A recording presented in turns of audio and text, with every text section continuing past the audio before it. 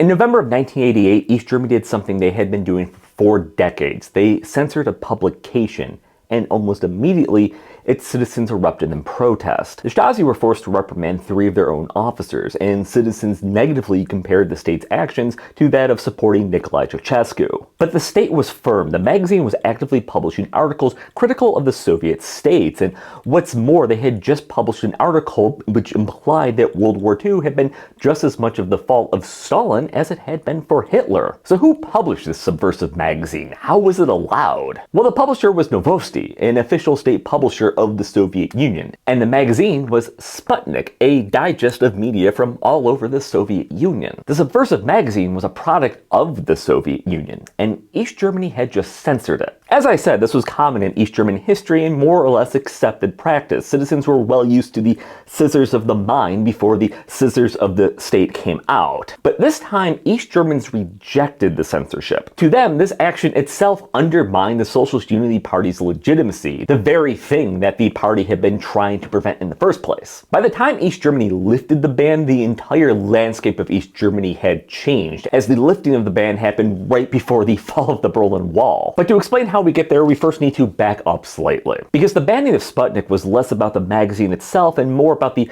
rupture that had erupted between East Germany and the Soviet Union.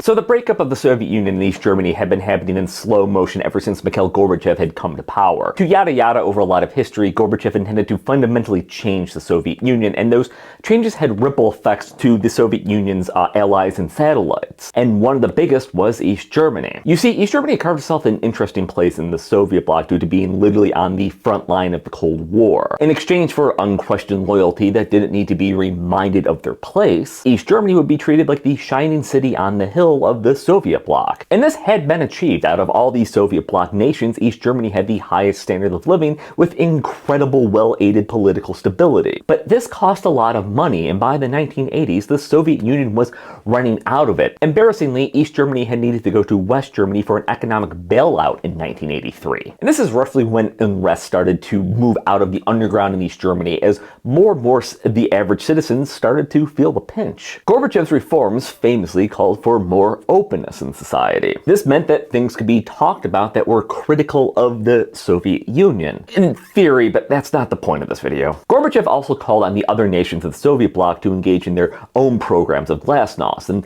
this went over great in East Germany. They were already going broke, although only a few select members of the entire Politburo know the full details, and the last time they had attempted reforms, they had been quickly rebuked by the Soviet Union. East Germany didn't see this as a time for openness. Instead, what the chief ideologue saw was a moment that required discipline, adherence to orthodoxy. This was not a time to change one's wallpaper, as famously quipped in 1987. But then, as part of the Soviet reforms that allowed for the questioning of the official state narratives, a magazine arrived on East German streets in November 1988. Sputnik, a digest magazine that collected what was on the minds of the average Soviet citizen. And then the bottom dropped out.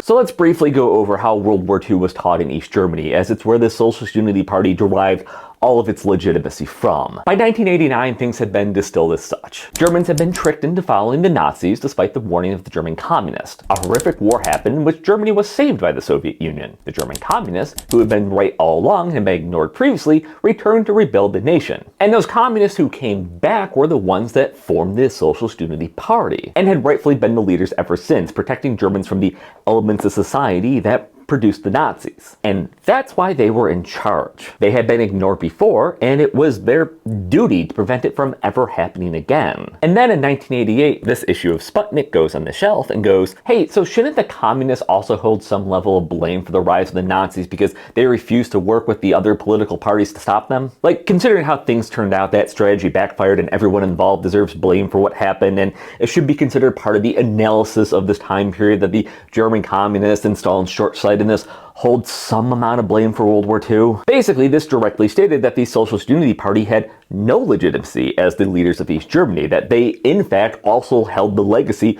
of World War II. Combined with the rest of the friction that had been growing with the Soviet Union, this was one step too far for East German leadership. Coming from the leader of East Germany itself, Erich Honecker, Sputnik was now banned.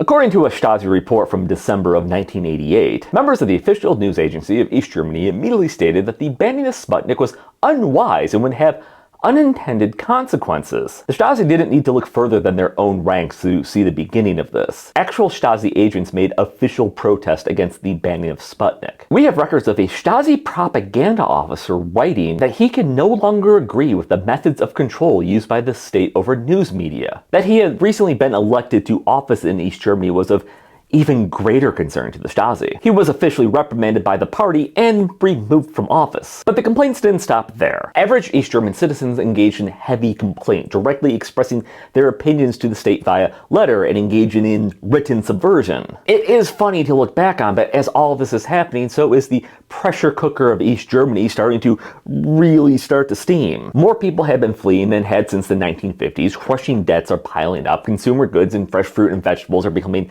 less and less available, and more protest marches are sparking in every city. And instead of addressing these concerns, the Socialist Unity Party is trying its damnedest to ignore that a problem is even happening. The frustration over this can best be summed up in this letter from a citizen of East Germany to the Central Committee of the Socialist Unity Party. I was shocked to learn through your press that the delivery of Sputnik had been stopped and that Nicolae Ceausescu had been awarded the Karl Marx Order. I'm embarrassed by this latest derailment by my country's politicians. I am deeply ashamed to have to talk about this event with my friends in Poland, the Soviet Union, and the peace movement in the Federal Republic of Germany, and I will not try to justify this incident in any way. The Central Committee should take note of how even loyal Socialist Unity Party comrades think about this step. I will not make public use of this letter because I fear that I will be held criminally responsible for my shame in this country. Banning the magazine hadn't prevented unrest in East Germany. Instead, it had taken an already tense situation and added another grievance against a party that was already rapidly losing the support of its citizens. I would say that this would pour fuel on the fire, but the Stasi actually beat me to that, when they warned that a paper shortage would cause another magazine not to be printed. And even though this wouldn't be a lie, people still wouldn't believe it. The banning of Sputnik, instead of reinforcing the power of the Socialist Unity Party, had instead broken one of the last threads of trust between the citizens of East Germany and the leaders. As 1989 went on, the East German leadership would do everything possible to win back the trust of their citizens, up to and including replacing the leader Erich Honecker. But it was too little too late. The ban on Sputnik was even rescinded in October of 1989, meaning that the November 1989 would be the first new one back on the shelves of East Germany. This one, in fact. Oh, but why is that date important? Because on November 9, 1989 is when the Berlin Wall was accidentally opened. Sputnik, from one issue to the next, had seen the downfall of East Germany.